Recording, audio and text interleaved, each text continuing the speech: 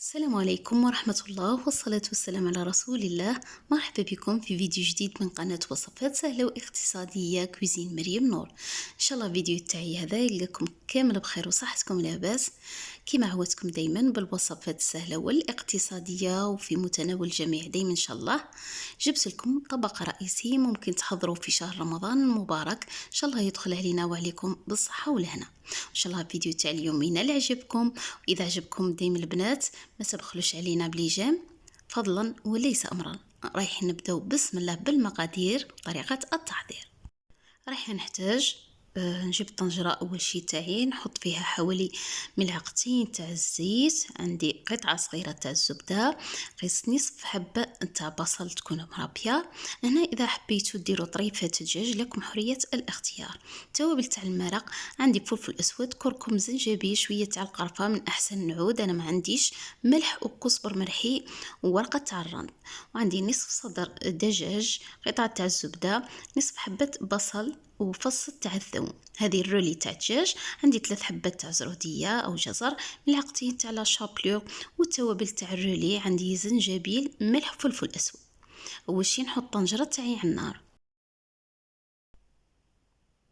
خلي البصل يذبل، نضيف عليه حبيبه الزروديه او الجزر، نقليهم على نار متوسطه. كما لاحظتوا البنات انا خليت حبات الزروديه على حالهم. كملوا الفيديو باش تعرفوا واش راح نعمل بيهم. وهنا اذا حبيتوا تضيفوا طريفات دجاج لكم حرية الاختيار، انا طبعا درتها لكم بطريقة اقتصادية. كما قلت لكم الرولي تاع الدجاج استعملت نصف صدر فقط تاع دجاج، ممكن تضيفوا العظم باش تبنوا به، وتضيفوا فص تاع ثوم او فصين، نبقى نقلي فيهم على نار قليلة. نضيف التوابل وورقة تاع الرند والتوابل اللي كنت ذكرتهم لكم في بداية الفيديو،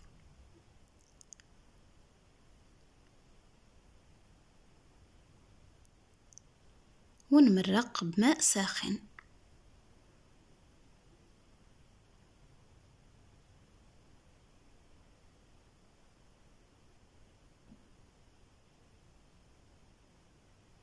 انا رايحه ندير الزيتون في هذا الطبق، اذا حبيتوا ديروا الجلبانه او الحمص.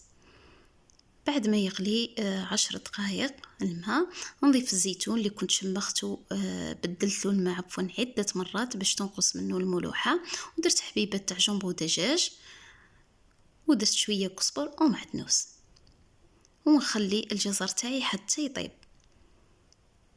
رايحه نحو الجزر ونخليه بجهه يبرد، ونطفي لاصوص تاعي، نطفي عليها.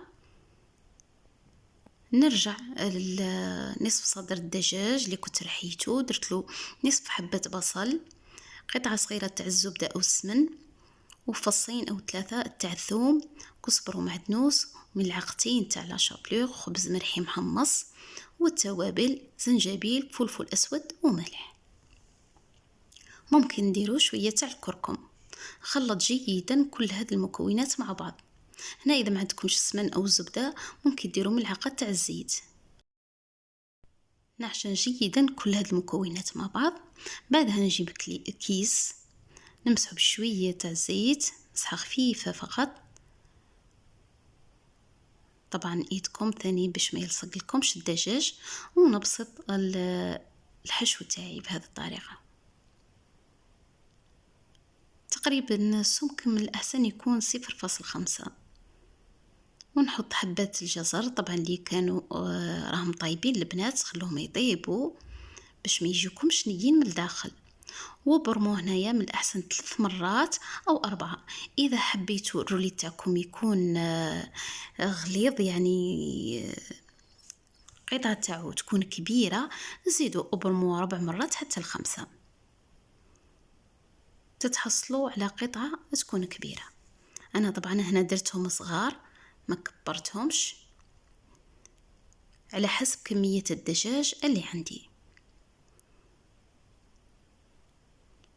طريقة واضحة البنات، طريقة سهلة.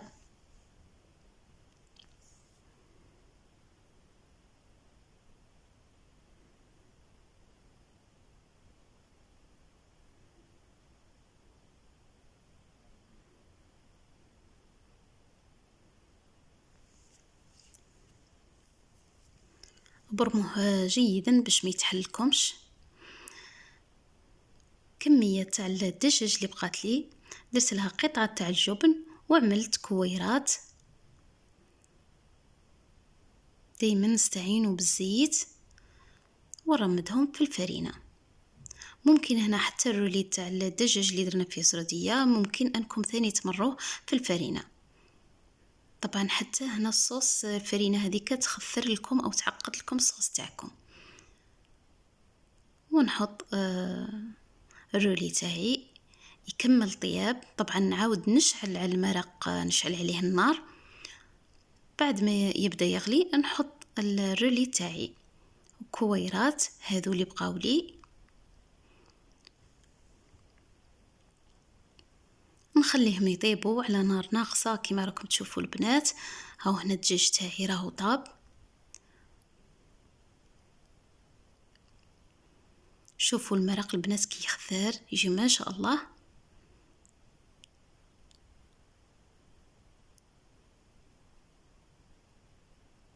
والرولي تاع زروديه البنات رايح نحمروا في شويه تاع الزبده والزيت. هنا اذا حبيتوا بنات غطسوه في البيض بعدها رمدوه في لاشابلور ثاني يجيكم روعه. انا ما كانش عندي الوقت طبعا مباشره، حمرته في شويه تاع الزبده والزيت.